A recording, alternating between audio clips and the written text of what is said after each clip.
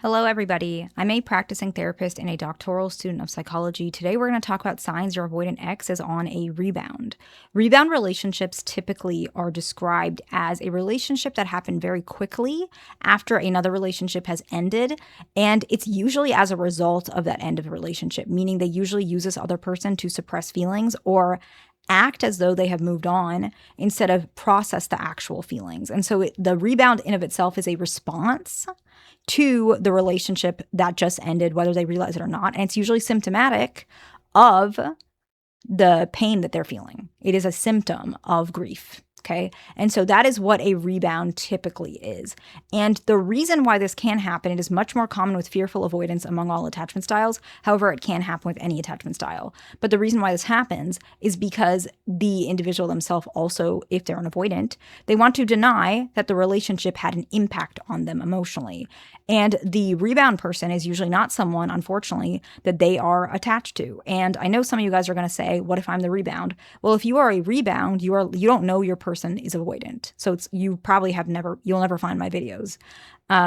Because likely what avoidants do is they try and show up as the best, emotional person as themselves, because it's not actually themselves, but they're trying to show up as someone different so they can say, I'm not the problem. You are the problem. I'm not attached to this I'm attached to this person. They're trying really hard to prove themselves. And these relationships usually last not too long.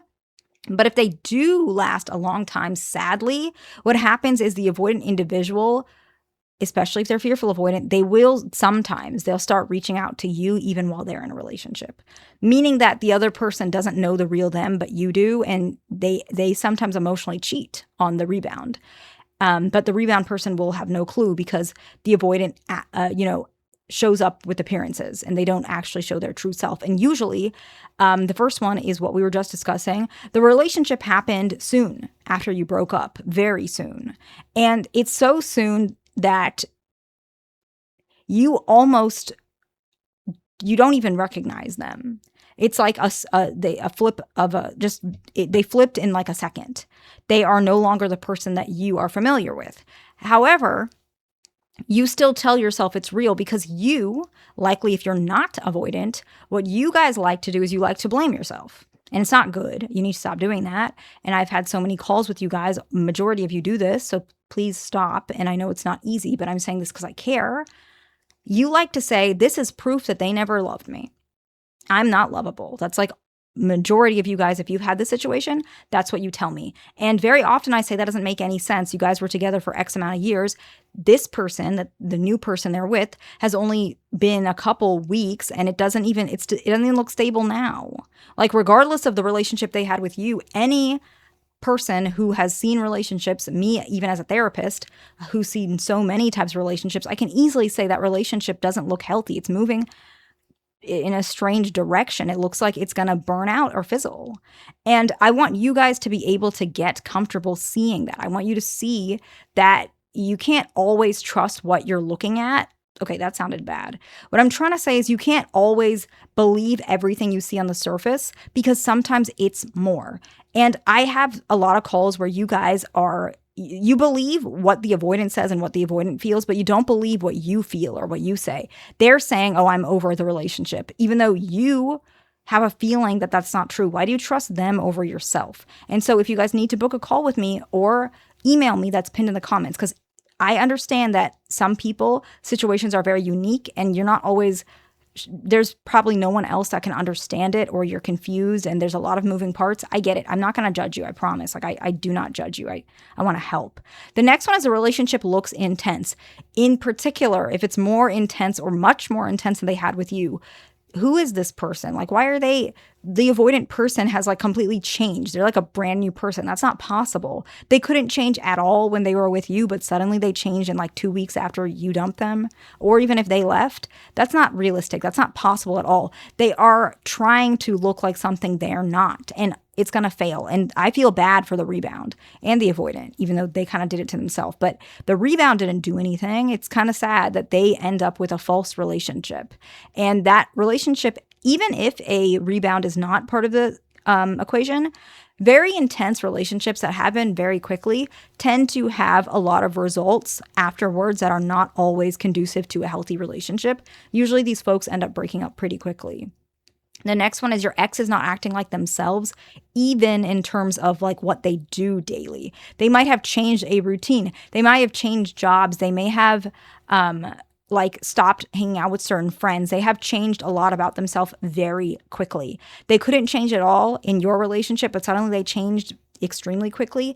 It needs to be a point where you need to look at what it is rationally. This is a response. It's not going to last. Just like when let's say you're an anxious person, when you get very anxious, you might react a certain way where later you regret it. That was a response, right? You can reflect and say, oh, I shouldn't have done that, and get better. I know a lot of you guys are really working and improving yourselves. And a lot of you guys work on that particularly and specifically. It's the same thing. They're doing that too. It's just a lot more detrimental for many lives, which is unfortunate. The next one is they are overly public about it. If your ex is suddenly posting much more than usual, because a lot of avoidants don't even a lot of them don't even like to post things. Suddenly they're doing these things. I don't like using this word because it's really mean, but like basically they're being very performative. You will know because they're trying to convince themselves that they're happy. And they're trying to convince the other person, hey, I am a person who's not detached, who's not emotionally like shut down. Look, I'm a good boyfriend or I'm a good girlfriend. Because sometimes what happens is their pride has been wounded, because if you're the one who dumped them, or you're the person who in that relationship, you kind of always mentioned, hey, I think there's a little bit of an attachment issue, or I feel like you're not as expressive. They might be trying to prove you wrong, even if it's not directly to you. It's the narrative of what you said. They're trying to admit they don't have an issue. And that's why they're doing it. And sadly, they are almost literally using this rebound to prove that to themselves. And again, I feel really bad for the rebound person there, okay? The next one is the relationship either resembles yours, like very well, which is odd, and it's because they're grieving you through that person, or it's the complete opposite. So this is denial. So one is denying the grief, one is denying you as a whole, right? They're trying to make the relationship resemble yours because they want you back, but their pride is stopping them. And so they just try to make a version of your relationship out of someone else. And then the next one, subpoint, is that it's completely opposite of yours. Well, that's because they're trying to pretend like the relationship you guys had was not valuable to them at all, and that this relationship gives them much more, and they don't need what you have. And the last one is that they still reach out. Okay. I was talking about this a little bit earlier because this is kind of common. Sometimes they still reach out when they're in that rebound relationship. And sometimes it's like friendly, but sometimes it's quite literally like where they're trying to talk to you on the down low. And if that is the case, it's very likely that they are trying to pretend like you're nothing serious, but their feelings are escaping them. I'm not saying this is right or wrong, but I'm just simply saying that this is something that happens. So let's go ahead and summarize. And I also wanted to share that I'm a little sick as I'm recording this. I think some of you guys know this, but my health is quite fragile. It's just the way I am. It's nothing serious, so don't worry. But like I get sick pretty easily, and so I'm sick today. So if the video was a little different, or I didn't put as much information as I typically do, it's just because I'm sick. But I will make more videos about this in general, okay? But the relationship happened soon after you broke up. The relationship looks intense. Your ex is not acting like themselves. They're overly public about it. The relationship either resembles yours or is the opposite. So both types of denial, but different types. And they still reach out. I hope this video is helpful to somebody. Please like, subscribe. I'll see you in the next one.